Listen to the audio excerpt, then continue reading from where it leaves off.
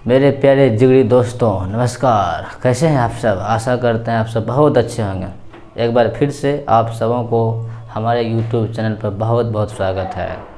पिछले वीडियो में हमने हिंदी व्याकरण को सीरीज चलाए हुए हैं, जिसमें स्वर वर्ण तक समाप्त हो चुकी है। आज उसी के आगे आप सबों के बीच पेश करने जा रहा हूँ। तो अब लोग अच्छी तरह से व्यंजन वर्ण को समझने का प्रयास करेंगे।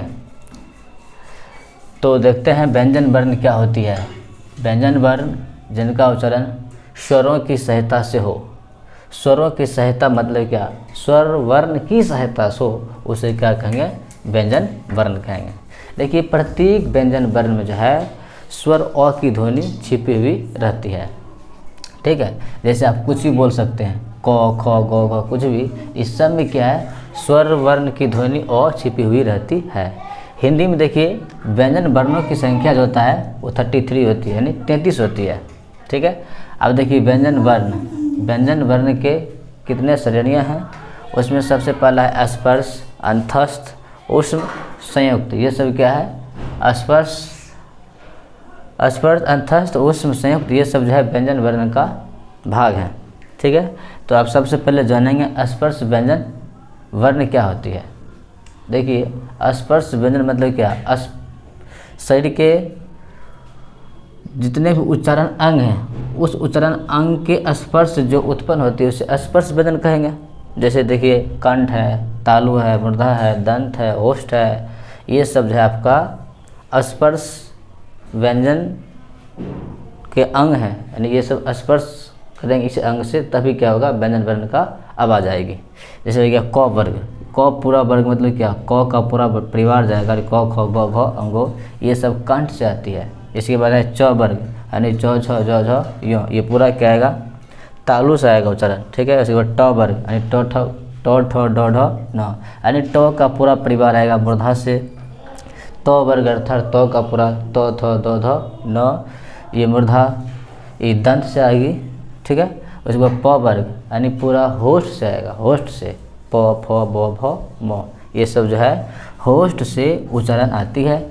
इसलिए क वर्ग से लेकर आप प वर्ग तक की वर्ण को कह सकते हैं स्पर्श व्यंजन है, क्योंकि ये सब स्पर्श करने से ही उच्चारण होती है। इसके बाद है अंतस्थ या अर्धस्वर। देखिए, ये जो है 4 होते हैं, य र ल व, ये 4 होते हैं। देखिए, इनका उच्चारण सामान्यतः जीभ, तालु, दांत और होठों से होती है।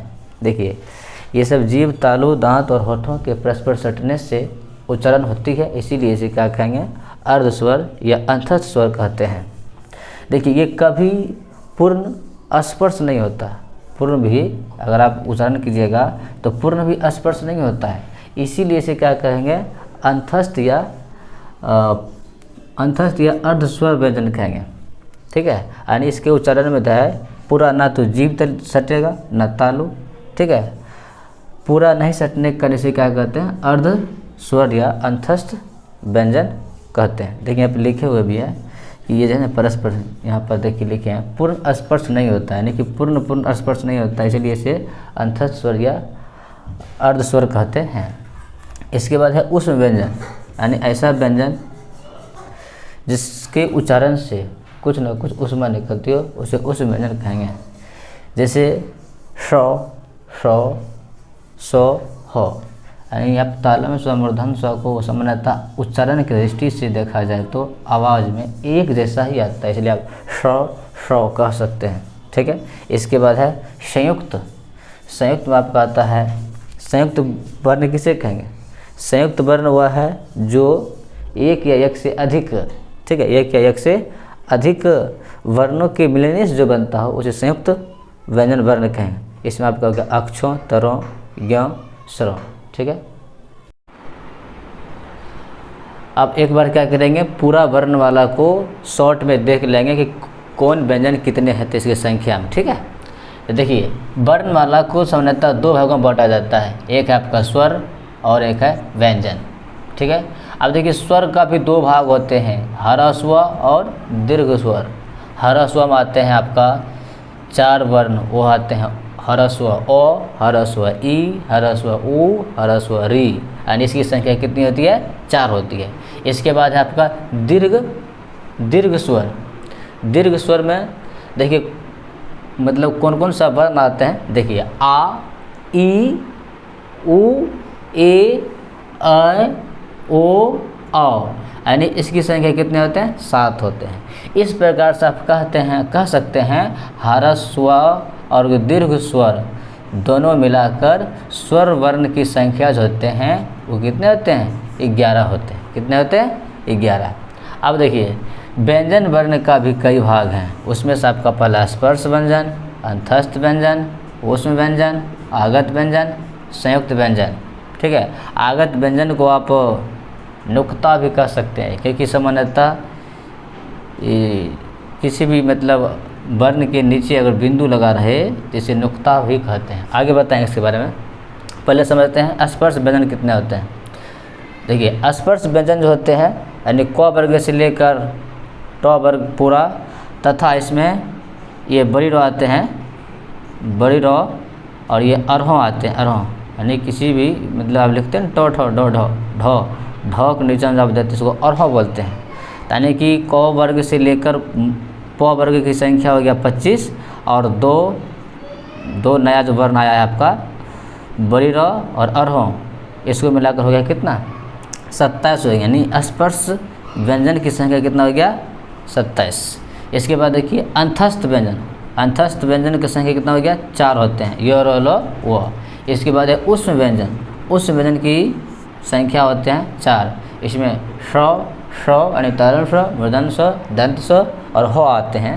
ठीक है, इसके बाद देखिए आगत। आगत में 2 ही माना जा रहा है, ज, फ। ठीक है, इसका आवाज़ जब भी बोलिएगा ना, मतलब बिंदु नीचे बिंदु लग रहा है, नुक्ता कहते हैं। इसका आवाज़ आ में आता है, आ, जैसे मतलब खफा खफा, इस तरह से।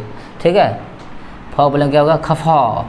आप अक्सर देखे होंगे लता मंगेशकर जब गीत गाती है तो उसके आवाज़ में नुक्ता तक आते हैं, बेजोड़ गायिका है वो। इसके बाद देखिए संयुक्त व्यंजन कितने होते हैं आपका? अक्षो, तरो, ज्ञ और सरो। इसकी संख्या कितने होते हैं? 4 होते हैं। आप पूरे सिनॉप्सिस से यानी पूरे एनालिसिस से ये स्पष्ट होती है कि स्पर्श वर्ण की संख्या हो गया 11 और व्यंजन वर्ण की संख्या हो गया 41। और इस प्रकार से आप जोड़ने पर आपको पता चलता है 52 क्या हो गया? वर्णमाला होते हैं। अगर आपको ये वीडियो अच्छा लगा होगा तो अपने दोस्तों के बीच ज़्यादा से ज़्यादा शेयर करें, सब्सक्राइब करें चैनल को और लाइक करें। Thank you.